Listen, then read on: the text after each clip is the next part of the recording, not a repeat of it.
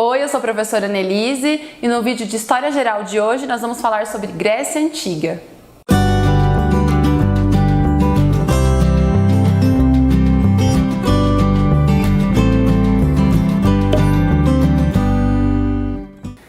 Bom, para falar de Grécia Antiga, a gente tem que pensar no contexto no qual essa região estava inserida. Então, por exemplo, a gente tem aquele longo período da Antiguidade Clássica, que vai desde 4.000 anos antes de Cristo, lá com a invenção da escrita na Mesopotâmia, até 476 depois de Cristo, com a queda do Império Romano do Ocidente, certo? Também a gente tem que pensar um pouquinho no porquê estudar a Grécia Antiga, qual é a relação disso com o nosso presente. E aí tem uma questão muito importante chamada de herança cultural, o legado cultural, aquilo que essa civilização deixou para a nossa civilização atualmente. Então, lá na Grécia Antiga, especificamente em Atenas também, a gente tem a ideia mais racional do pensar a humanidade, de pensar o homem, de pensar a natureza. Então, um dos grandes legados, uma das grandes heranças culturais desse período vai ser a filosofia. Mas além disso, a gente tem outras características importantes, como o teatro, por exemplo, como as Olimpíadas, como a ideia também do padrão de beleza, aquele padrão de beleza que a gente vê nas estátuas gregas, né? Então, um padrão de beleza que valoriza o corpo, que valoriza o corpo atlético mesmo, né? Também temos a questão da democracia ateniense, que vai ser uma ideia, um conceito que depois vai se alterando ao longo do tempo, mas que começa ali na Grécia Antiga. Então, todas essas características que a Grécia Antiga traz, elas vêm até hoje, claro, de algumas formas modificadas, mas elas trazem pra gente ideias e conceitos que permanecem. Então, conhecer esse legado cultural, conhecer essas características da Grécia Antiga é entender a nossa civilização ocidental atual. Por isso é tão importante a gente aprender um pouquinho mais sobre esses povos. Bom, vamos lá então, vamos entrar aí na questão da Grécia Antiga. A origem dos povos gregos está mais ou menos ali em 2.000 anos antes de Cristo. E esses povos vêm de diversas partes diferentes da Europa. Os povos são os eólios, os aqueus, os jônios e os dórios. A localização geográfica da Grécia vai trazer uma influência muito grande, tanto no tipo de economia que esses povos vão praticar, quanto na organização política que eles vão acabar escolhendo. Então, por exemplo, a Grécia ela fica mais ou menos ali no sudeste da Europa, é recortada por várias montanhas, então o acesso é muito difícil entre uma localização e outra. Fora que as terras não são muito férteis. Então, os gregos acabam escolhendo fazer algum tipo de agricultura que fosse mais fácil nessas condições, como, por exemplo, a agricultura de cereais, vai ter a plantação de oliva, vai ter a questão também ali das plantações de vinho, tudo isso, né, da forma que eles conseguiriam fazer. Mas o que eles acabam tendo como prática mais frequente? O comércio marítimo. Já que eles estão próximos ao mar, as terras não são muito férteis, eles acabam comprando e vendendo produtos de outras regiões. Outra questão importante dentro dessa ideia aí da localização geográfica e do fato deles não terem terras férteis vai ser a colonização de outras regiões. Então os gregos vão acabar adentrando principalmente no litoral ali do mar Mediterrâneo, na Europa, para procurar novas terras férteis. Foi uma opção que eles encontraram para poder se sustentar. Eu disse também que a organização política que os gregos vão escolher vai ser muito influenciada por essa localização geográfica. Como era muito difícil o acesso entre uma região e outra, os gregos escolheram se organizar por meio das cidades-estado ou das chamadas polis gregas. O que era isso? Eram cidades que eram independentes entre si, que tinham seu próprio governo, tinham seu próprio exército, a sua forma de se administrar, mas que eram gregos. Todos eles faziam parte da Grécia. E aí você pode me perguntar, o que dá a identidade cultural, identidade grega, tá? Já que cada um tem uma organização diferente. A ideia da língua, tá? Então todos eles falavam grego, e a ideia também das crenças. Todos eram politeístas, ou seja, acreditavam em mais de um deus. Então, mesmo eu sendo de Atenas ou de Esparta, eu me considero grego por falar a mesma língua e por ter a mesma crença. certo? Então nós vamos ter aqui duas grandes cidades-estado, Atenas e Esparta. Tem várias outras, tá? Mas a gente acaba se concentrando e o vestibular vai focar mais nessas duas grandes cidades, certo? Então a gente vai começar a falar de Esparta. A cidade-estado de Esparta tem uma origem já militarista. Os povos que dominaram essa região eram os povos dórios, que já tinham toda uma tradição na luta e na guerra, certo? Então a cidade-estado vai ser formada a partir das invasões e das conquistas desses dórios. Isso vai acabar refletindo até no tipo de organização política que os espartanos vão ter. A organização política que eles escolhem vai ser a oligarquia. O que é isso? É o governo de poucos. Então, apenas os espartanos, essa elite guerreira, essa nobreza, acabava participando da política. Dentro da sociedade espartana, a gente vai ter uma pirâmide da sociedade, ali, uma sociedade bem rígida. Então, dificilmente você conseguia mudar de classe social. Primeiro a gente vai ter os esparciatas ou espartanos, que são a elite guerreira, são os nobres e que dominavam as instituições políticas. Depois nós vamos ter os periecos, que eram homens livres, comerciantes, artesãos e que acabavam tendo o direito da propriedade de terra, mas que não faziam parte da política. E na base da pirâmide, a maioria da população vão ser os ilotas. Ilotas eram os servos do Estado, eles não tinham direitos políticos, eles serviam ao Estado, então eles tinham que trabalhar, plantar dentro de terras que pertenciam ao Estado e eles não poderiam ser vendidos ou trocados pelos espartanos, só pelo Estado. Então é muito interessante a gente entender até o porquê dessa militarização dos espartanos.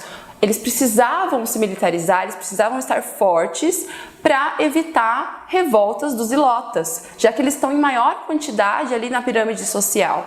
Então existiam alguns treinamentos, inclusive, em que os espartanos deveriam eliminar os ilotas. Então isso era uma forma de diminuir a população de servos e também de evitar revoltas. Então justifica bastante o fato deles serem bem militarizados, deles estarem ali lutando constantemente. Para se organizar politicamente, os esparciatas eles acabaram montando uma estrutura política de 4 instituições. Claro que em todas elas só participavam os esparciatas, tá? Se lembrem que é uma oligarquia, então essa elite aí no poder. Então são 4 instituições diferentes.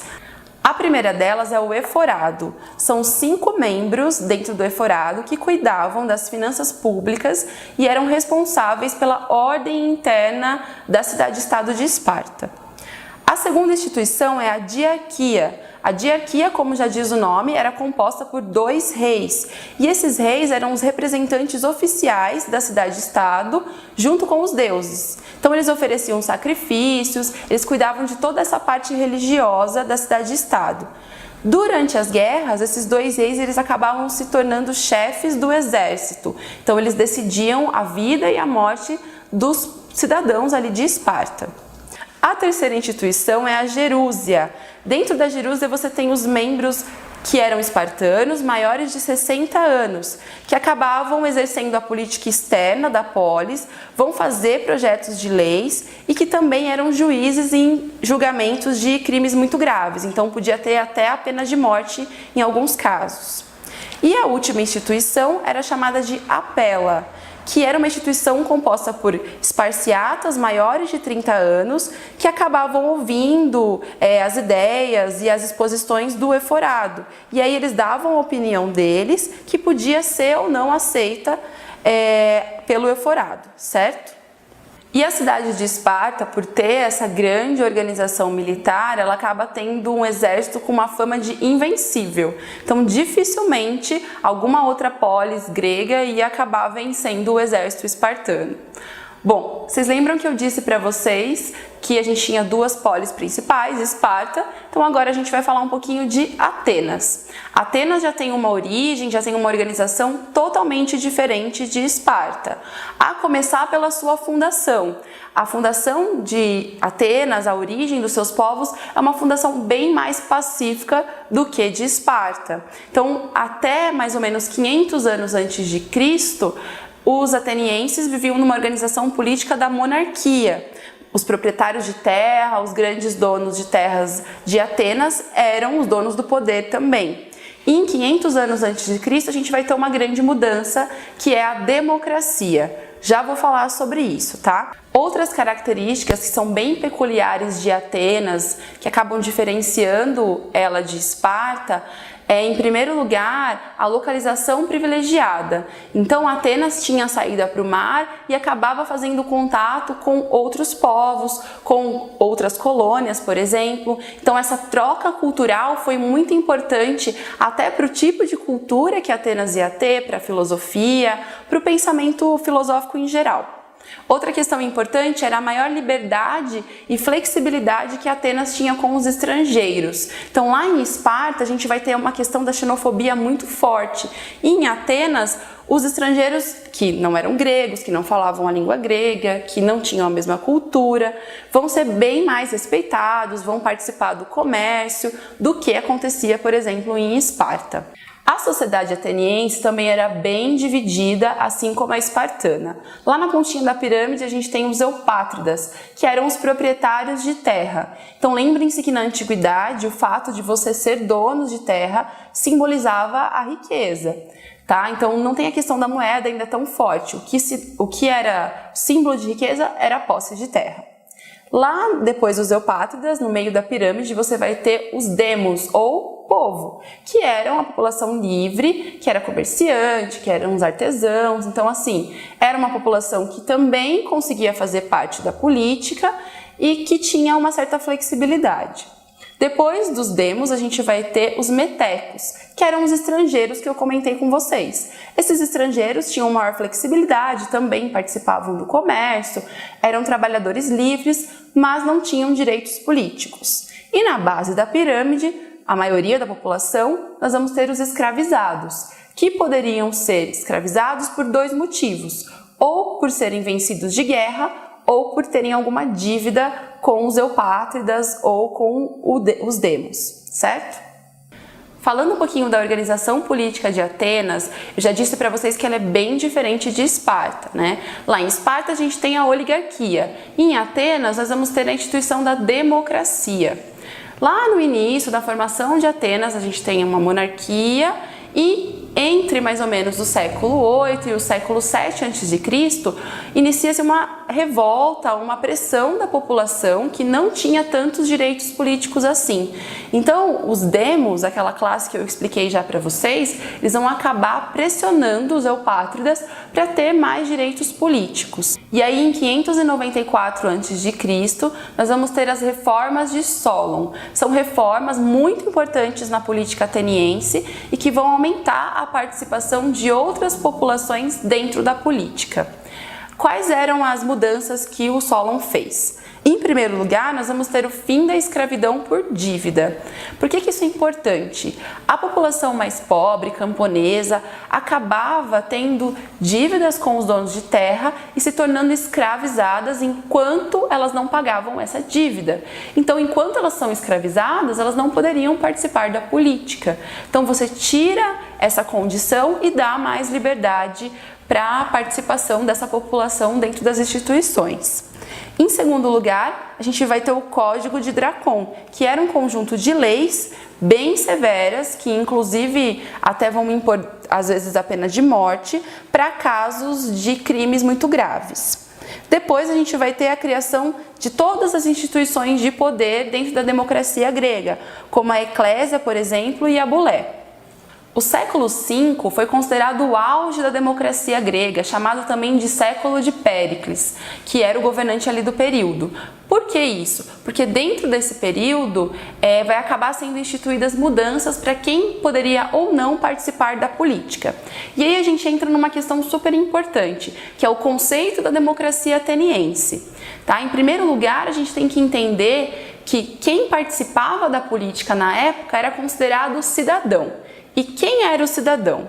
De acordo com esse período, o cidadão vai ser o homem maior de 30 anos, filho de pai e mãe ateniense e nascido em Atenas. Então a gente já exclui, por exemplo, os estrangeiros, as mulheres e, obviamente, os escravizados.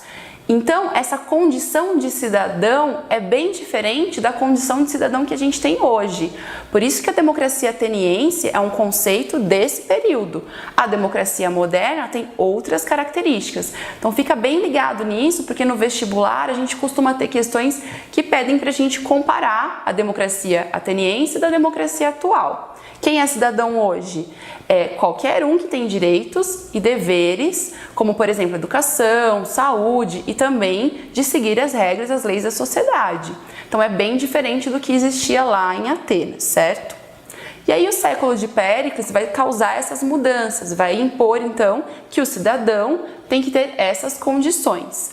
Fora isso, quem não é cidadão vai ficar excluído da participação política. Mas qual que é a grande questão aí? Então, por que é uma democracia? Porque independente da sua renda, sendo homem, tendo todas essas condições que eu disse, você poderia ter a sua participação dentro da política, certo? Outra questão importantíssima e que muitas vezes cai no vestibular, no Enem, enfim, é a ideia da mulher nas cidades e estados gregas. Então, em Atenas, por exemplo, a gente vai ter a ideia da mulher sendo criada para ter filhos, para cuidar da casa. Um exemplo bem legal disso é uma música do Chico Buarque chamada Mulheres de Atenas. Nela, o Chico Buarque usa da ironia e faz comentários sobre as mulheres de Atenas para falar da sociedade atual que ele estava vivendo. Então, é bem legal vocês darem uma olhadinha nessa música aí para entender também. Já em Esparta, as mulheres tinham um pouco mais de liberdade. Por quê? Elas eram criadas para ter filhos saudáveis para serem guerreiros. Então elas conseguiriam, por exemplo, praticar um esporte, ter um pouquinho mais de liberdade para sair de casa. Claro, elas não participavam da política, enfim, não eram consideradas cidadãs, mas já era uma situação um pouquinho diferente de Atenas, beleza? Outro conceito importante é a questão da escravidão em Atenas. A gente tem que pensar que o escravismo na Idade Antiga era bem diferente da Idade Moderna, tá? Pensando também na ideia de que existiam dois tipos de escravidão em Atenas. O primeiro escravo era o escravo mercadoria, aquele vencido de guerra que acabava se tornando um escravizado. E por ser mercadoria, ele podia ser vendido ou podia ser trocado pelos seus donos, pelos seus proprietários.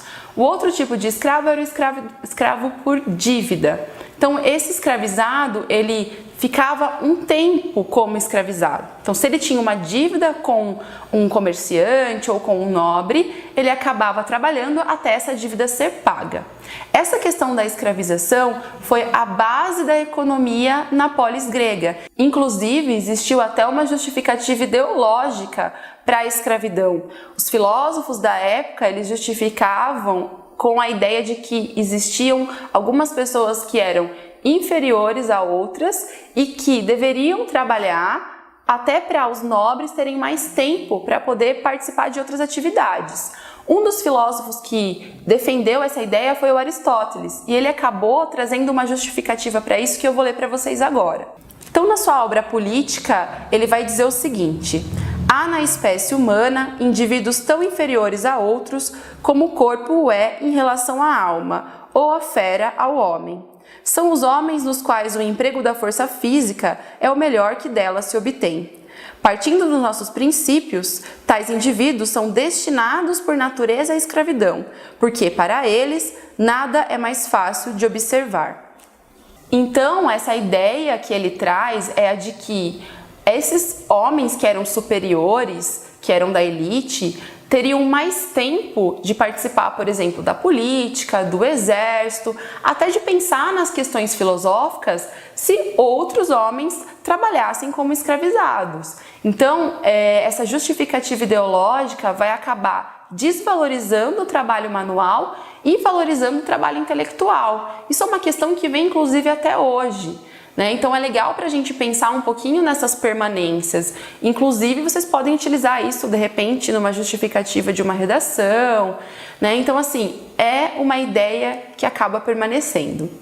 Bom, além dessa ideia das cidades-estado, vão ter outros acontecimentos importantes nesse período da Grécia Antiga, que são as guerras. Então, são duas guerras importantes desse período que a gente vai ver. A primeira delas são as guerras médicas. São várias guerras diferentes. E por que tem esse nome médicas? Porque os gregos chamavam os persas de medos, que são os povos que vão guerrear contra eles.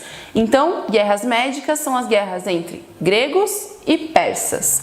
Os persas, nesse período, eram povos que estavam se expandindo ao longo da Europa, ao longo do Oriente, e vão encontrar com os gregos nesse sentido. E aí os gregos têm o grande desafio de se unir contra esses povos. O que eles vão fazer? Eles vão acabar formando a Liga de Delos, que era uma liga com as cidades aliadas contrárias aos persas. Quem liderava essa liga é a cidade de Atenas, então guarda essa informação aí que ela vai ser importante. Tá? São várias batalhas, a mais importante delas acontece em 480 a.C., quando Xerxes, que era o imperador dos persas, invade as regiões ali da Grécia e os espartanos conseguem vencer essa batalha e acabam vencendo a guerra. Tá? Bom, como eu disse, Atenas vai ser a grande líder dessa liga e quando a guerra acaba, ela vai continuar arrecadando impostos, arrecadando riquezas para reconstruir as cidades-estados gregas.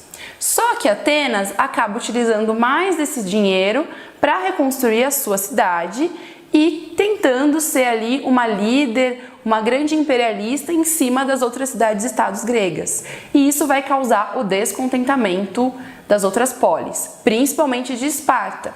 Então, o final dessa guerra vai acabar trazendo o início de outro grande conflito, que é a Guerra do Peloponeso. E aí o que vai acontecer nessa guerra? Tem esse nome porque tanto Esparta quanto Atenas ficavam na península do Peloponeso. E aí Esparta, descontente com essa história de Atenas querer dominar as outras cidades, vai acabar formando a sua liga com as suas cidades aliadas, a chamada Liga do Peloponeso. E aí as duas grandes polis vão entrar em confronto, certo? Bom, Esparta, obviamente, tem um grande exército invencível, como a gente já falou aqui, e vai acabar ganhando a Guerra do Peloponeso. Só que a gente tem um problema, tá? São duas guerras muito grandes, muito fortes em sequência.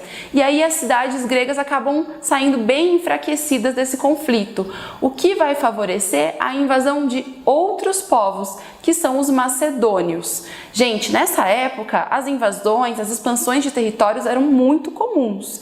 Então a gente vai estar sempre falando aqui de outros povos que vão aparecendo, então não estranhem, tá? Os povos macedônios, eles vão acabar invadindo a Grécia Antiga, e aí o Felipe II, que era o rei da Macedônia, vai dominar a Grécia, e o filho dele, o Alexandre o Grande, vai ser o grande imperador e que vai acabar dominando esse território. Então, em 338 a.C., Alexandre o Grande toma o poder e ele tem uma característica muito importante, que é a ideia de difundir, de misturar as culturas, tanto da Macedônia quanto a cultura grega.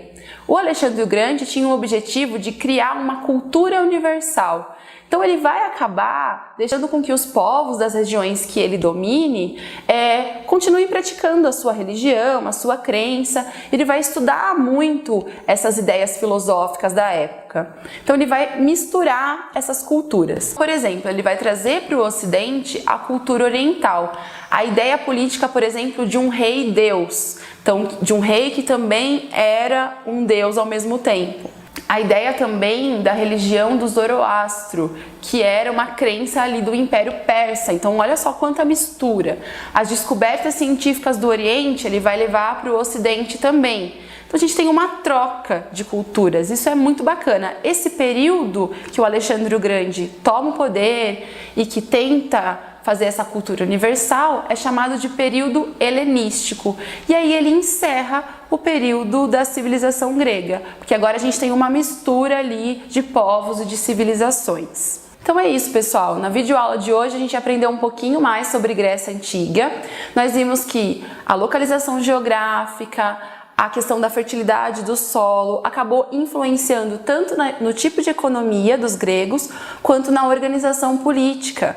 Nós vimos que as cidades gregas eram organizadas por meio das polis, ou seja, cidades-estado, e que cada cidade-estado tinha sua característica diferente. Inclusive, a gente viu que Atenas e Esparta são as cidades-estados mais importantes da Grécia Antiga.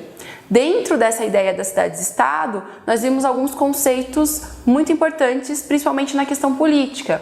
Esparta era organizada de uma forma oligárquica, enquanto Atenas era uma democracia. Mas nós vimos também que essa democracia é bem diferente da democracia atual. Então eu acho interessante vocês irem pensando nessa comparação. O vestibular geralmente ele vai pedir comparação entre Esparta e Atenas. Vai pedir para a gente comparar a democracia ateniense da democracia atual.